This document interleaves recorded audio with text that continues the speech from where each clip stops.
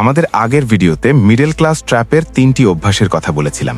Lifestyle inflation, লায়াবিলিটিকে asset মনে করা, একটাই আয়ের পথে আটকে থাকা।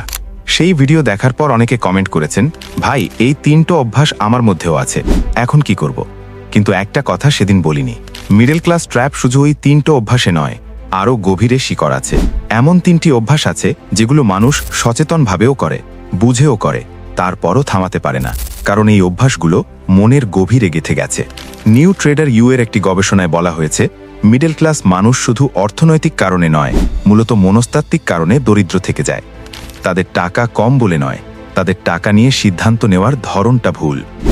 আজকের ভিডিওতে সেই আরও 3টি অভ্যাসের কথা বলবো এবং বলবো এই ফাঁদ থেকে বের হওয়ার সঠিক পথ। গাজীপুরের আরিফ সাহেব, বয়স 40, একটি বেসরকারি কোম্পানিতে সিনিয়র এক্সিকিউটিভ, মাসে বেতন 55,000 টাকা। বাইরে থেকে দেখলে মনে হবে এই মানুষটা বেশ ভালো আছেন, ভালো ফ্ল্যাট, ভালো গাড়ি, ভালো পোশাক। কিন্তু আরিফ সাহেবের ভেতরের চিত্র, মাস শেষে হাতে থাকে 2,000 থেকে 3,000 টাকা। কোনো সঞ্চয় নেই, কোনো বিনিয়োগ নেই, শুধু আছে 3টি ইএমআই আর একটি ব্যাংক ঋণ। আরিফ সাহেব বছরের পর বছর ভাবছেন আর একটু বেতন বাড়লেই সব ঠিক হয়ে যাবে, কিন্তু বেতন বেড়েছে, ঠিক হয়নি। কেন? কারণ আরিফ সাহেব 3টি অভ্যাস থেকে বের হতে পারছেন না। অভ্যাস 1, ভবিষ্যতের ভাবনাকে পরে করে রাখা। প্রথম অভ্যাসের নাম প্রেজেন্ট বায়াস বা বর্তমান পক্ষপাত। সহজ ভাষায় বলি, আরিফ সাহেব জানেন বিনিয়োগ করা দরকার, জানেন সঞ্চয় করা দরকার, কিন্তু প্রতি মাসে ভাবেন এই মাসে একটু সমস্যায় আছি, আগামী মাস থেকে শুরু করব।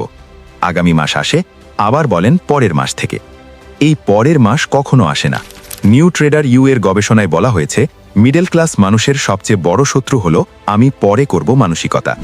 এই মানসিকতার কারণে তারা বর্তমানের আনন্দকে প্রাধান্য দেয় ভবিষ্যতের নিরাপত্তার চেয়ে। একটি হিসাব দিই, আরিফ সাহেব যদি 30 বছরে মাসে মাত্র 3,000 টাকা হালাল বিনিয়োগে দিতেন, 11% মুনাফায় 60 বছরে তার হাতে থাকত প্রায় 78 লাখ টাকা। কিন্তু তিনি প্রতি মাসে বললেন পরে, আর সেই পরে 10 বছর কেটে গেছে। এখন 40 বছরে একই 3,000 টাকা দিলে 60 বছরে পাবেন মাত্র 25 লাখ টাকা। শুধু 10 বছর দেরির কারণে 53 লাখ টাকা হাওয়া হয়ে গেছে। সমাধান কি? পরে বন্ধ করুন। বেতন পাওয়ার দিনই সবার আগে 20% আলাদা করুন, হালাল বিনিয়োগে পাঠিয়ে দিন, বাকিটা দিয়ে মাস চালান। এই একটা সিদ্ধান্ত নিতে 30 সেকেন্ড লাগে, আর এই 30 সেকেন্ড আপনার বাকি জীবন বদলে দেবে।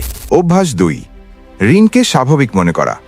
দ্বিতীয় অভ্যাস, এটা এমন একটা ফাঁদ যেটায় পড়ার পরেও মানুষ বুঝতে পারে না যে সে ফাঁদে আছে। আরিফ সাহেবের অফিসের সবার 2 বা 3টে ইএমআই চলে, পাশের বাড়ির সবারও ব্যাংক ঋণ আছে, এলাকার সবাই কিস্তিতে ফ্রিজ কিনেছে। তাই আরিফ সাহেব মনে করেন ঋণ থাকাটা তো স্বাভাবিক, সবারই আছে। এই মনে করাটাই বিপদ। নিউ ট্রেডার ইউ এর একটি গবেষণায় বলা হয়েছে, যখন চারপাশের সবার ঋণ থাকে তখন ঋণকে স্বাভাবিক মনে হয়। এটাকে বলা হয় ডেট নর্মালাইজেশন।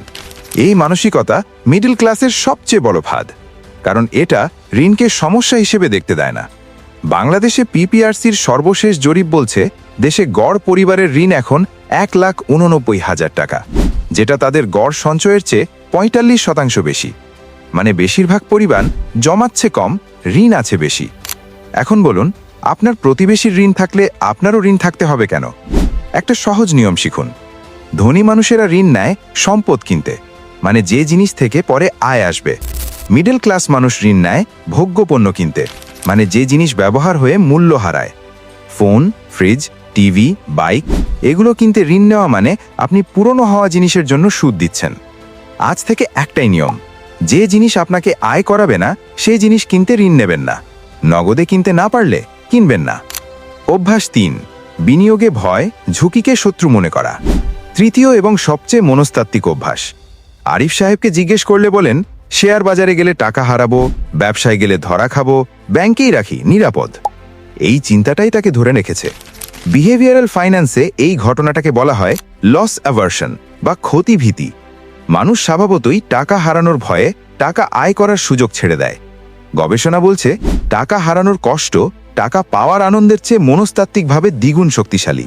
তাই মানুষ ঝুঁকি এড়িয়ে চলে, ব্যাংকে টাকা রাখে, মনে করে নিরাপদে আছি। কিন্তু এটা কি সত্যিই নিরাপদ?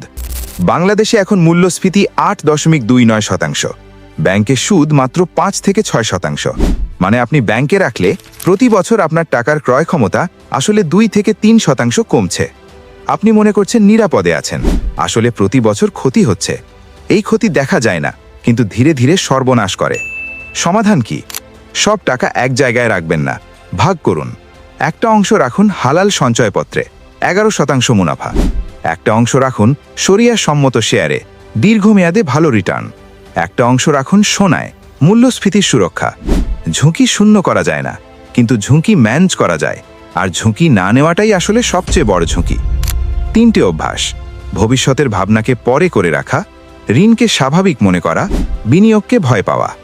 পার্ট 1-এর 3টে মিলিয়ে এখন মোট 6টি অভ্যাস। এই 6টি অভ্যাস একসাথে মিলে মিডল ক্লাস ট্র্যাপকে এত শক্তিশালী করে। কিন্তু মনে রাখবেন, আরিফ সাহেবের গল্প এখানেই শেষ নয়। আমাদের ভিডিও দেখার পর তিনি প্রথম মাসেই বেতনের 20% সরাসরি সঞ্চয়পত্রে দিলেন। ইএমআইতে নতুন কিছু কিনলেন না, ব্যাংকে শুধু জরুরি ফান্ড রাখলেন। 6 মাস পর আরিফ সাহেব বললেন, ভাই, জীবনে প্রথমবার মনে হচ্ছে আমি টাকার পেছনে ছুটছি না, টাকা আমার পেছনে ছুটছে।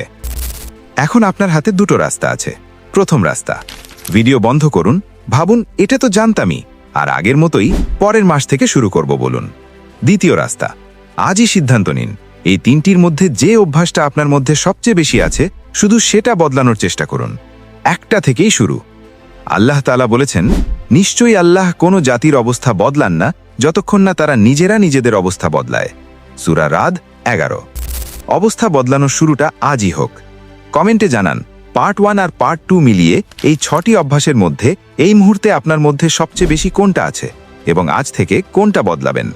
ভিডিওটি ভালো লাগলে লাইক করুন, পার্ট 1 যাদের দেখানো হয়নি তাদের শেয়ার করুন, আর ড্রিম স্পার্ক ওয়াইটি সাবস্ক্রাইব করতে ভুলবেন না। আল্লাহ হাফেজ।